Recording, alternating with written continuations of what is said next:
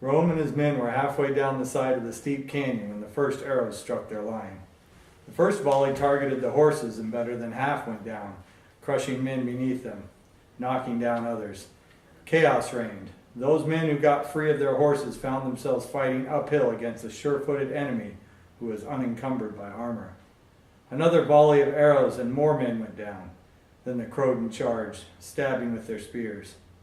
Rome's horse went down in the second volley, an arrow sticking out of its neck right behind the jaw. Two warriors came at Rome with eager cries as he fell. Eagerness turned to surprise as Rome rolled and came to his feet faster than they expected.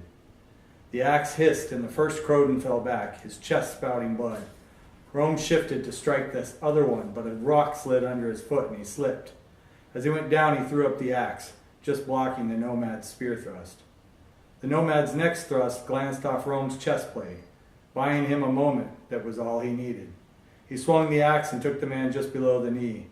Bone crunched and the man went down with a scream.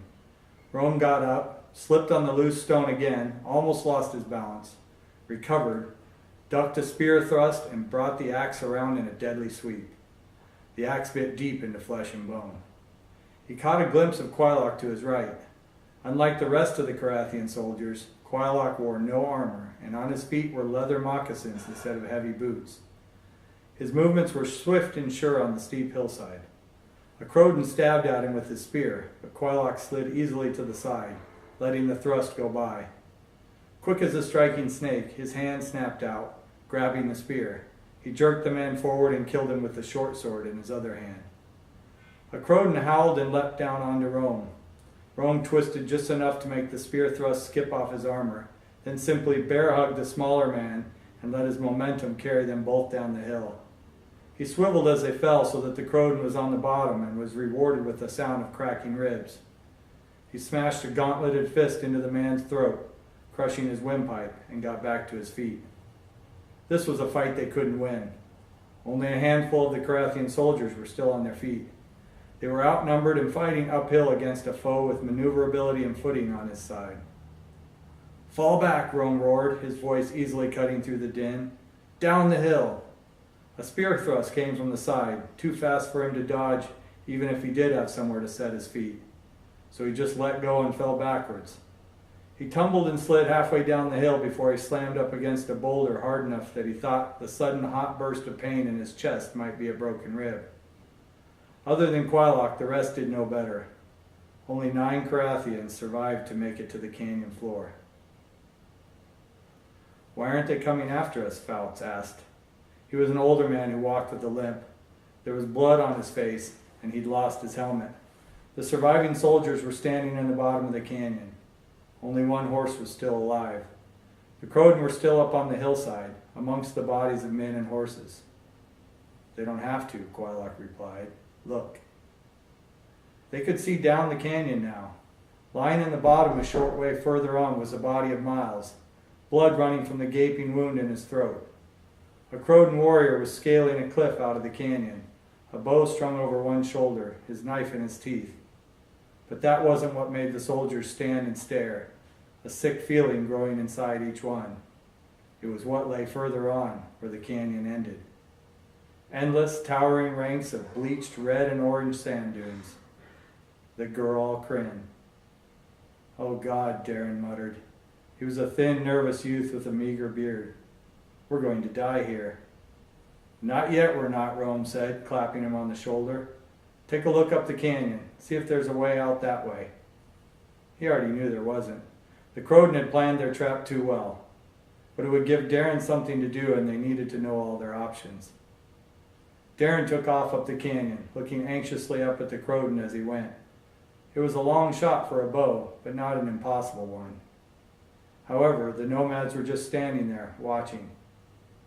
Rome walked over to Quailoch, who was still looking down the canyon.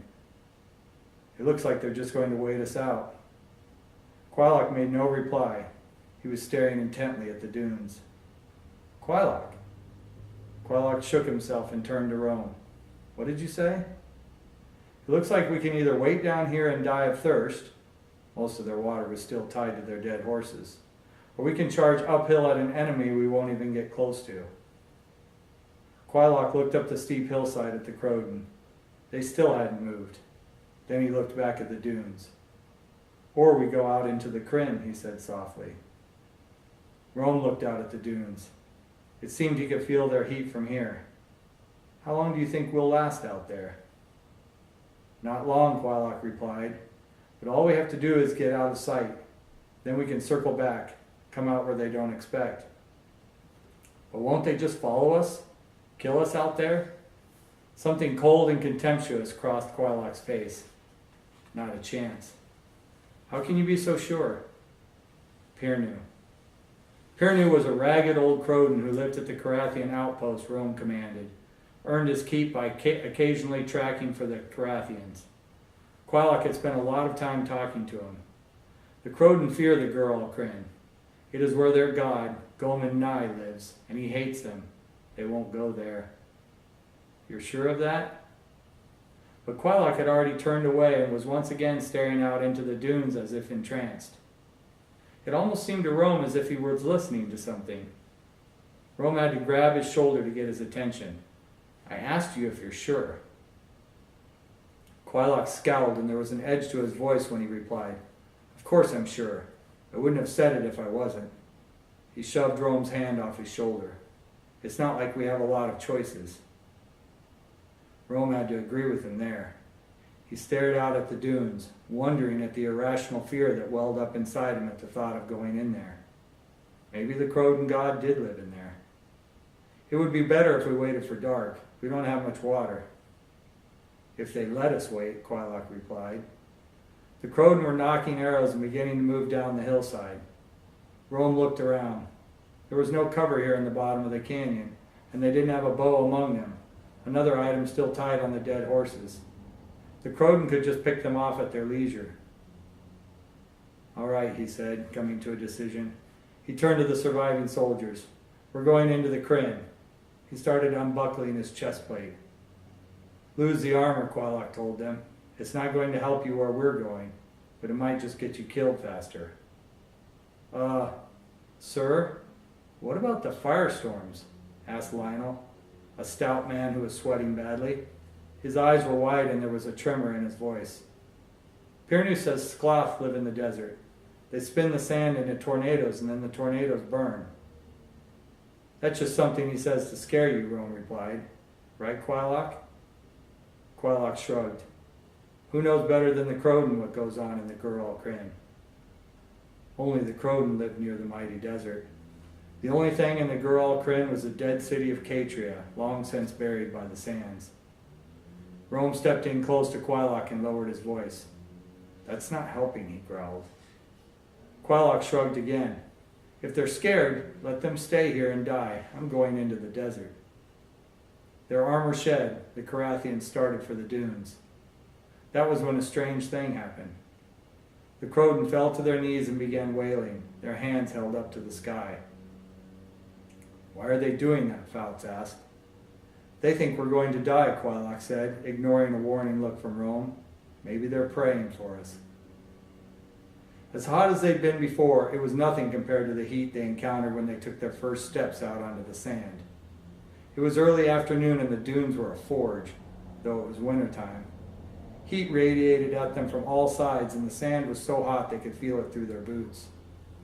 Right away a high dune blocked their way and they started up it. But each step filled their boots with sand and for every 2 steps up they slid back 1. Quailock alone seemed unaffected, practically skimming along the surface of the sand. He reached the top of the dune before the others were halfway up and he stood there, looking into the distance. When he started to walk down the far side, Rome called out to him to wait. And though he did, Rome could sense his impatience. It was like the man wanted to go into the desert. It made no sense to Rome, but then much of what Quailock did made no sense to him. Quailock had never been like the other soldiers in the army. When the others took their pay and headed out to drink and whore, Quailock stayed behind, reading one of the books that he always seemed to be able to acquire. The simple fact that he could read at all was basically unheard of amongst the mass of illiterate soldiers. That he chose to waste his money and time reading made him incomprehensible to them. When he wasn't reading, he was pumping strangers for information, plying them with ale, gathering old stories and lost legends? Rome had asked him about it more than once. What was he looking for? Quailok always replied the same. You already have everything, Rome, he'd say. There's no way for you to understand. When Rome got to the top of the dune, he walked over to Quailok. I'm thinking we walk along the top of this dune for a while, maybe drop off the far side a bit so they can't see us. Then we find some place to sit down and wait for it to get dark. He waited, but Quailok didn't respond. He was staring into the heart of the desert, seemingly lost in thought. Are you listening to me? He asked finally. Can you hear it? Quailok asked. I hear something out there. He frowned. It's a voice, I think. Hear what? Rome listened. He could hear the men laboring up the dune behind them, but that was it. I don't hear anything. Quailok's mouth quirked with an odd smile. Maybe it's meant for me. Maybe what's meant for you? What's wrong with you? Quailok gave him a scathing look, but said nothing. Rome walked back to see how the others were doing. Falt's wound was still bleeding. The man was practically crawling up the dune. Rome didn't know how much longer he'd make it. He went back down and helped him make it the rest of the way to the top. Once they were all on top of the dune, Rome saw that Quailok was gone. Muttering a curse, Rome went to look for him.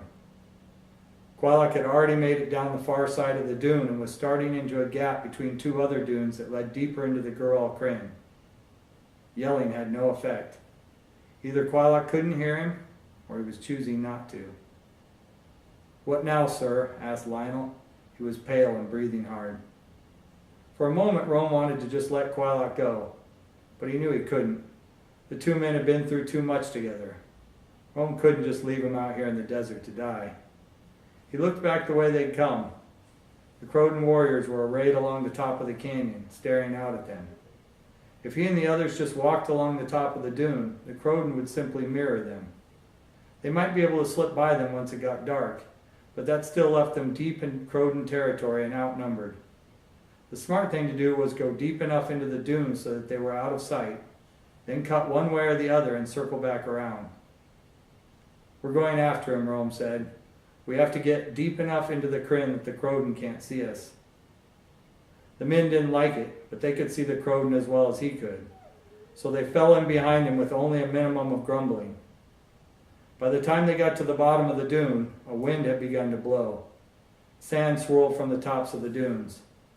That wind doesn't help at all, Daring said. I swear it's hotter than the sand. It was true. The wind felt like it was searing bare skin, and the dust it raised reduced visibility.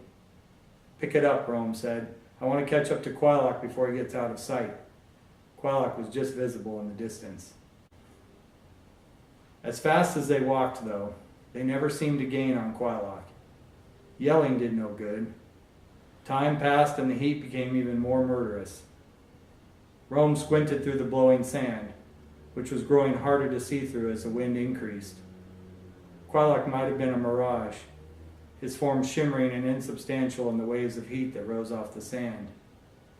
For a time, he didn't know how long, Rome seemed to lose track of himself. His body felt distant, his thoughts trapped within themselves.